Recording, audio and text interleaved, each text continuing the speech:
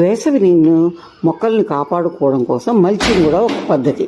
ఈ మల్చింగ్ కోసం నేను ఎండుటాకులనే వేసుకోవడం మొదలెట్టాను. దీనికోసం మొక్కల చుట్టూ ఒక అంగుళం మట్టిని తీసేసి ఓడబ్ల్యూసీ ద్రావణము, బియ్యం కడుగు నీళ్ళు, పప్పు కడుగు నీళ్ళు ఉంటే వాటికి ఇచ్చాను. ఇప్పుడు మల్చింగ్ మొదలెట్టు. మల్చింగ్ కోసం నేను కానుగాకులు, మామిడాకులు అవన్నీ తీసి కలెక్ట్ చేసి పెట్టుకున్నాను. అవి ఎండిపోయి ఎట్లా గలగలలాడితే ఎలా ఉన్నాయో చూసారా, వీటిని ఈ మొక్కల చుట్టూ కూడా వేశాను.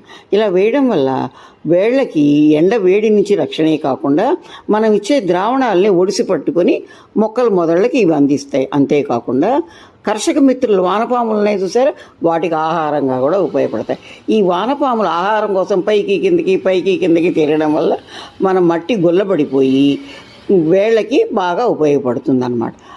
అంతేకాకుండా ఈ వానపాముల వల్ల మనకి వాటి విసర్జితాలు మొక్కలకి ఫర్టిలైజర్గాను ఉపయోగపడుతుంది.